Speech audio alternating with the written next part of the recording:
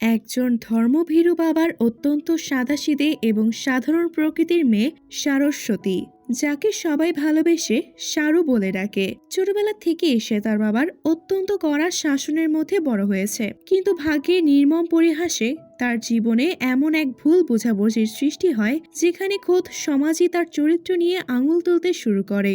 সবচাইতে কষ্টের বিষয় হলো সেই কঠিন সময়ে সারু নিজের পরিবারের মানুষগুলো তাকে বিশ্বাস করতে পারে না। আজ আমি আপনাদেরকে বলতে চলেছি 2016 সালে মুক্তিপ্রাপ্ত বলিউডের অন্যতম আন্ডাররেটেড এবং হৃদয় ছোঁয়া রোমান্টিক সিনেমা সানাম তেরি কাসাম এর কাহিনী। গল্পের শুরুতেই আমরা দেখি ইন্দোরকে। ইন্দোর মুম্বাইয়ের একটি সাধারণ সোসাইটিতে থাকলেও তার জীবনযাপন মোটেও সাধারণ নয়। সে তার বাবার অঢেল সম্পত্তির এক বখাটে সন্তান। মদ, পার্টি আর একের পর এক নতুন গার্লফ্রেন্ড নিয়ে রাত কাটানোই যেন তার নেশা।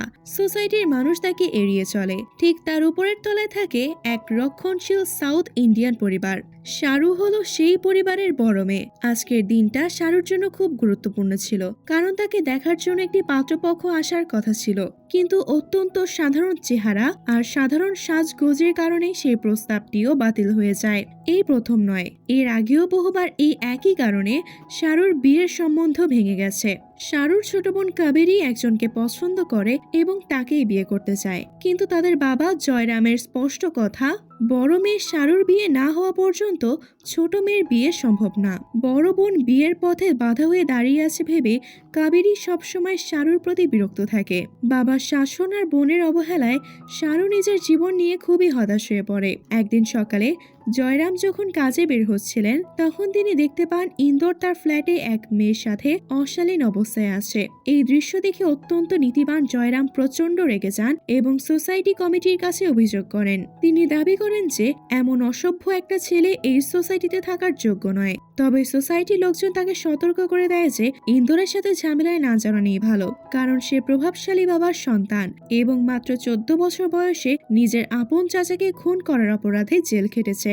সমাজ তাকে একজন ভয়ঙ্কর অপরাধী হিসেবেই চেনে। অন্যদিকে শারু একটি লাইব্রেরিতে কাজ করে। সেখানকার ম্যানেজার অভিমন্যু শারুকে মনে মনে প্রচন্ড পছন্দ করে। অভিমন্যু সব জানলেও শারুকে নিয়ে সবসময় ঠাট্টা করত এবং তার আবেগের সুযোগ নিত।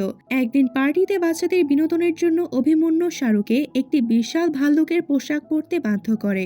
শারু লজ্জিত হলেও কেবল অভিমন্যুর মন জয় করার জন্য রাজি হয়। কিন্তু সেই পোশাকে দেখে সবাই তাকে নিয়ে মজা করলে শারু ভীষণ কষ্ট পায় এবং সেই পোশাকেই পার্টি ছেড়ে বেরিয়ে আসে। ফেরার পথে লিফটে তার সাথে দেখা হয় ইন্দোরের। যান্ত্রিক ত্রুটির কারণে লিফট মাঝপথে আটকে যায় এবং প্রচন্ড গরমের কারণে ইন্দোর নিজের শার্ট ও প্যান্ট খুলতে শুরু করে। শারু সেই ভাল্লুকের পোশাকের ভেতরে ছিল বলে ইন্দোর প্রথমে তাকে চিনতে পারেনি। শারু ভয়ে সিটিয়ে যায়, কারণ সে ইন্দোরের চারিত্রিক বদনাম সম্পর্কে আগে থেকে জানত।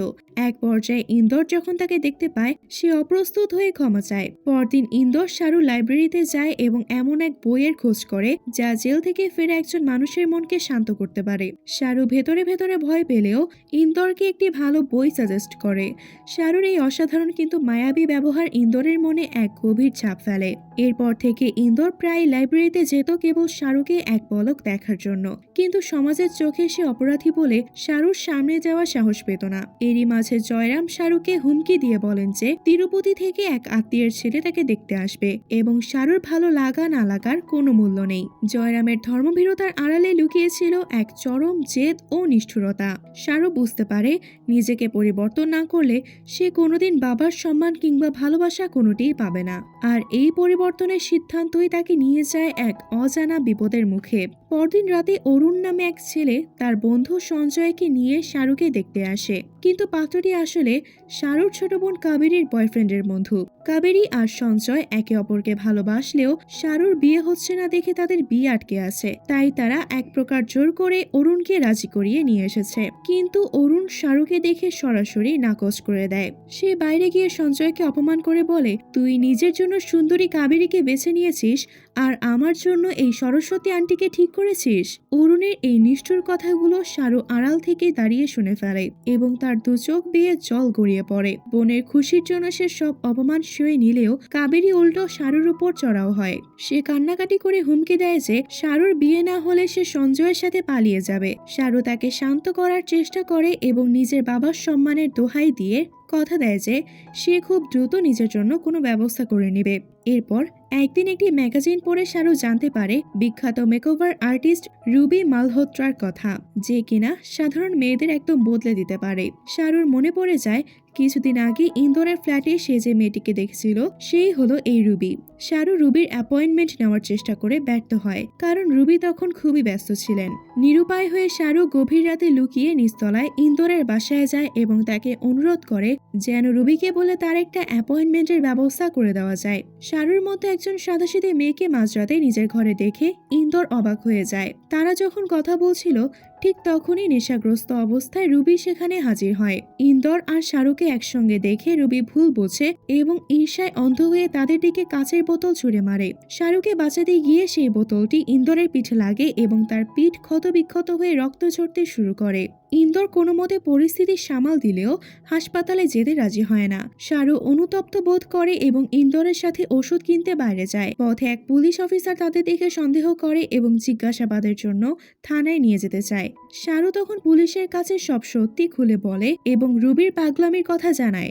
শাহরুর সরলতা আর আকুতি দেখে সেই পুলিশ অফিসার নরম হন। আসলে ওই অফিসার নিজেও অতীতে প্রেমে ধোঁকা খেয়েছিলেন, তাই শাহরুর চোখের জল দেখে তার মন গলে যায়। তিনি নিজে গাড়ি করে তাদের সোসাইটিতে পৌঁছে দেন, কিন্তু দুর্ভাগ্যবশত সোসাইটির দারোয়ান তাদের একসাথে দেখে ফেলে এবং মনে মনে কুধারণা পোষণ করে। সে রাতে ইন্দোর যখন যন্ত্রণায় ঘুমিয়ে পড়ে, শাহরু নিজের হাতে তার পিঠের রক্ত পরিষ্কার করে সেবা করতে থাকে এবং একসময় ক্লান্ত হয়ে সেখানেই ঘুমিয়ে পড়ে। পরদিন সকালে শাহরুর বাবা জয়রাম বাড়ি ফিরলে দারোয়ান তাকে শাহরুর রাতের বেলা বাইরে যাওয়ার কথা লাগিয়ে দেয়। জয়রাম তক্ষুনি ইন্দোরের ঘরে গিয়ে শাহরুখকে সেখানে দেখতে পান। নিজের মেয়েকে এক বখাটে ছেলের ঘরে দেখে তিনি হিতাহিত জ্ঞান হারিয়ে ফেলেন। শাহরুর কোনো কথা না শুনেই তিনি তাকে চরিত্রহীন অপবাদ দিয়ে এক প্রচণ্ড চড় মারেন। তিনি রাগের মাথায় ঘোষণা করেন যে আজ থেকে তার কাছে তার শাহরুর মৃত এবং তাকে ত্যায্য করা হলো। এমনকি নিষ্ঠুরভাবে তিনি শাহরুখকে নিজের শ্রাদ্ধ খেতে আসার আমন্ত্রণও জানান। বাবার এমন আচরণে শাহরুখ পাথর হয়ে যায়। ঘর থেকে বিতাড়িত হয়ে সে কোনোভাবে একটি বাসযোগ্য জায়গা খোঁজার চেষ্টা করে, কিন্তু একা একটি মেয়েকে কেউ বাসা ভাড়া দিতে চায় না। এই কঠিন সময়ে আবারও ইন্দোর ত্রাতা হয়ে আসে এবং তাকে একটি মাথা গোঁজার ঠাঁই করে দেয়। এই বিপদগুলোর মাঝেই তাদের মধ্যে এক অদ্ভুত বন্ধুত্বের সম্পর্ক তৈরি হয়। একদিন রাস্তায় চলার সময় এক ব্যক্তির মানিব্যাগ পড়ে গেলে শাহরু সেটা তুলে লোকটিকে ফেরত দেয়, কিন্তু এটি দেখে ইন্দোর প্রচন্ড রেগে যায় এবং শাহরুখকে ধাক্কা দিয়ে সেখান থেকে চলে যায়। শাহরু তার আগের কারণ বুঝতে না পেরে একা বাস স্টপে বসে কাঁদতে থাকে। পরে রাতে ইন্দোর তাকে খুঁজতে বের হয় এবং নিজের আচরণের জন্য ক্ষমা চায়। সে শাহরুখকে জানায় যে ওই মানিব্যাগের মালিক ছিল ইন্দোরের নিজের বাবা, যাকে সে ছোটবেলা থেকে প্রচন্ড ঘৃণা করে। শাহরু তখন মায়া ভরা গলায় তাকে বোঝায় যে সব মান অভিমান ভুলে একবার যদি সে তার বাবাকে জড়িয়ে ধরে তবে হয়তো সব ঠিক হয়ে যাবে। শাহরুর এই অমায়িক কথাগুলো ইন্দোরের পাথরের মতো হৃদয়েও কম্পন ধরিয়ে দেয়। শাহরুর কথা শুনে ইন্দোর তাকে পাল্টা জবাব দেয়, তাহলে তুমি কেন সেটা করছো না? যাও একবার নিজের বাবাকে গিয়ে জড়িয়ে ধরো, দেখো সব ঠিক হয়ে যায় কিনা। শাহরু বিষণ্ণ হাসি হেসে উত্তর দেয়, যতক্ষণ না সে কোনো আইআইটি বা আইআইএম পড়ুয়া উচ্চবংশীয় ছেলেকে বিয়ে করছে ততক্ষণ তার বাবা তাকে মেনে নেবে না। সে আক্ষেপ করে বলে, আমার মতো আন্টিকে কে বিয়ে করবে? শাহরুর এই আত্মবিশ্বাসের অভাব দেখে ইন্দোর তাকে নিয়ে যায় মুস্তাকিম নামক এক ব্যক্তির কাছে। এই মুস্তাকিম একদিকে যেমন ডিজাইনার, অন্যদিকে তেমন অন্ধকার জগতের লোক। এমনকি নামে মেকওভার আর্টিস্ট রুবি মালহোত্রাও একসময় মুস্তাকিমের কাছেই কাজ শিখেছিলেন। ইন্দোর তাকে বুঝিয়ে বলে যে শাহরুখকে এমন রূপ দিতে হবে যেন যে কেউ তাকে দেখে ফিদা হয়ে যায়। মুস্তাকিম তার নিপুণ ছোঁয়ায় শাহরুর বাহ্যিক রূপটা পুরোপুরি বদলে দেয়। আয়নায় নিজেকে দেখে শাহরু নিজেই অবাক হয়ে যায়। এ যেন এক নতুন ও অপূর্ব সুন্দরী শাহরু। এরপর ইন্দোর শাহরুখকে তার বাবার সাথে দেখা করতে নিয়ে যায়, কিন্তু সেখানে গিয়ে শাহরুর বুক ফেটে যায় যখন সে দেখে তার বাবা জয়রাম তার মৃত্যু হয়েছে ধরে নিয়ে রীতিমতো শ্রাদ্ধ বা শেষকৃত্যের আয়োজন করেছেন। জয়রামের কাছে শাহরু নামের অস্তিত্ব চিরতরে মুছে গেছে। প্রচন্ড কষ্ট পেলেও শাহরু মনে মনে প্রতিজ্ঞা করে যে সে ভেঙে পড়বে না, বরং এই নতুন রূপ নিয়ে নিজের জীবনকে সুন্দর করে গুছিয়ে নেবে। আশ্চর্যের বিষয় হলো, রূপ বদলানোর পর যারা আগে শাহরুখের তুচ্ছ তাচ্ছিল্য করত তারাই এখন তার সাথে কথা বলতে ব্যাকুল হয়ে ওঠে। এমনকি অভিমন্যুও শারুর প্রেমে পড়ে যায় এবং তার সাথে ফ্লার্ট করতে শুরু করে। শারু অভিমন্যুর সাথে ডেটে যায় এবং এক পর্যায়ে অভিমন্যু তাকে বিয়ের প্রস্তাব দেয়। বিয়ের সিদ্ধান্ত নেওয়ার আগে শারু ইন্দরের কাছে জানতে চায় যে সে রাজি হবে কিনা। ইন্দর নিজের বুকের ভেতর হাহাকার চেপে রেখে মুখে হাসি ফুটিয়ে তাকে হ্যাঁ বলতে বলে, কারণ ইন্দর শুরু থেকেই শারুকে মনে মনে ভালোবাসলেও কখনো তা প্রকাশ করতে পারেনি। বিয়ের দিন ঘনিয়ে এলে ইন্দর শেষ চেষ্টা হিসেবে শারুর বাবার কাছে গিয়ে বিয়ের কথা জানায়, কিন্তু জয়রাম তাকে অপমান করে বের করে দেন। বিয়ের দিন শারু যথাসময়ে কোর্টে উপস্থিত হলেও অভিমন্যু আসে না। ইন্দর আর শারু অভিমন্যুর বাড়িতে গিয়ে জানতে চাইলে কোনো সদুত্তর পায় না। আসলে অভিমন্যুর বাবা এই বিয়েতে মত দেননি, কারণ তিনি জানতে পেরেছেন যে শারুর বাবা তাকে ত্যায্য করেছেন। অভিমন্যু নিজের বাবার সিদ্ধান্তের বিরুদ্ধে যাওয়ার সাহস দেখায় না। এই চরম বিশ্বাসঘাতকতায় শারু পুরোপুরি ভেঙে পড়ে। সে ইন্দরের ওপর চিৎকার করে বলে, তুমি কেন তাকে মারলে না? সে আমার সাথে প্রতারণা করেছে। শারুর এই অসহায় অবস্থা দেখে ইন্দর তাকে শান্ত করতে নিজের হোটেলে নিয়ে যায়। সেই বিষণ্ণ রাতে যন্ত্রণায় কাতর শারু বুঝতে পারে যে সারা জীবন যাকে সে ভালোবাসে সেই অভিমন্যু তাকে ছেড়ে গেলেও এই বখাটে ইন্দরই সবসময় তার পাশে ছায়ার মতো ছিল।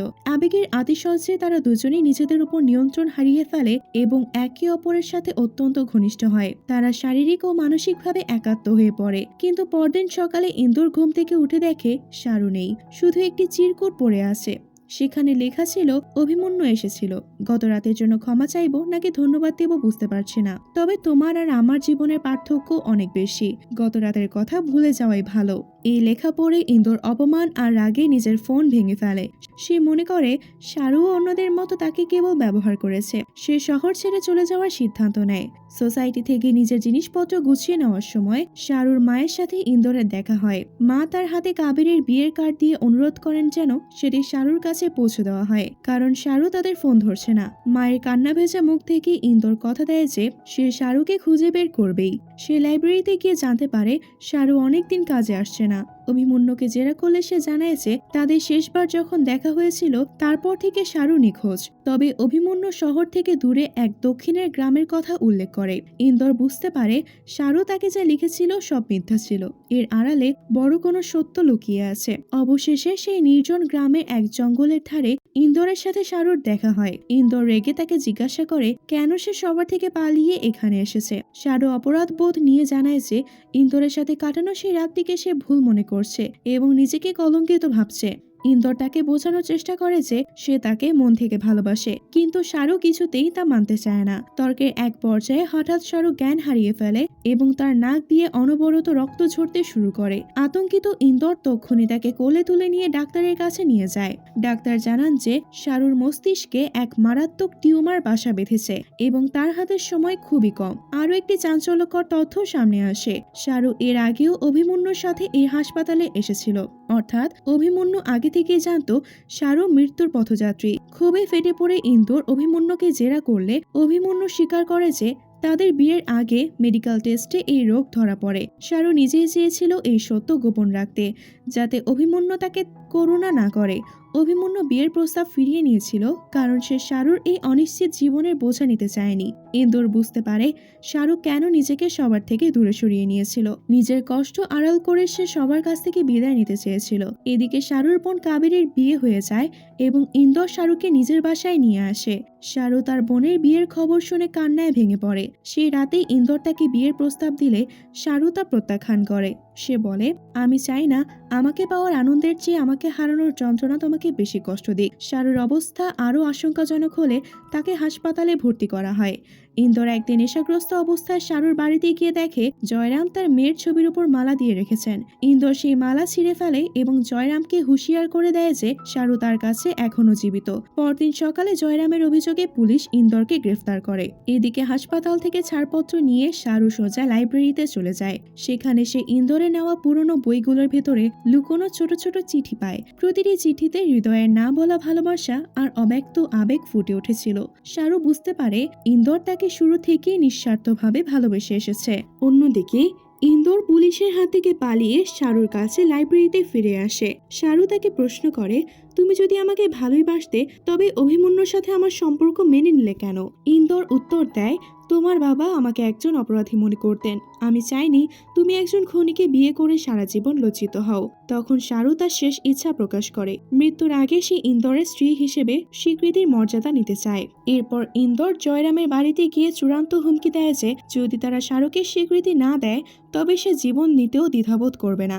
অবশেষে শাহরুর মা এবং জয়রাম ইন্দোরের সেই অসীম ভালোবাসা দেখে হার মানেন। কোর্টে তাদের বিয়ে সম্পন্ন হওয়ার সময় শাহরুর বাবা মা সেখানে উপস্থিত হয়ে তাদের আশীর্বাদ করেন। জয়রাম শাহরুখকে বলে, এই ছেলেটা তোমার জন্য জীবন দিতেও পারে, নিতেও পারে, এমন মানুষ তুমি আর কোথাও পাবে না। বিয়ের পরপরই শাহরু আবারও জ্ঞান হারিয়ে ফেলে। জয়রাম তার মেয়ের এই আসন্ন মৃত্যুর কথা জেনে নিজের কঠোরতার জন্য লজ্জিত হন এবং কান্নায় ভেঙে পড়েন। সেখানে সে পুলিশ অফিসারটি একটি ডায়েরি নিয়ে আসেন যাতে শাহরু ইন্দোরের বাবার সাথে তার মিল করানোর জন্য একটি তারিখ লিখে রেখেছিল।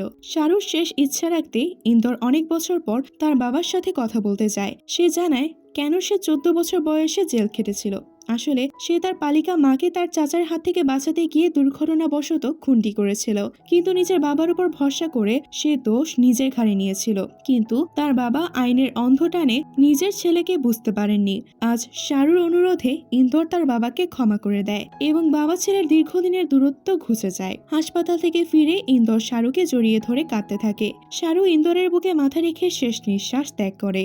গল্পের শেষে দেখা যায় কয়েক বছর পার হয়ে গেছে। ইন্দোর এখন শহরে একজন সফল এবং নামী আইনজীবী, কিন্তু তার হৃদয়ের এক কোণে শাহরু আজও অম্লান। সে প্রায় শাহরুর কবরের পাশে গিয়ে দাঁড়ায় এবং তাদের সেই পুরনো স্মৃতিগুলো মনে করে।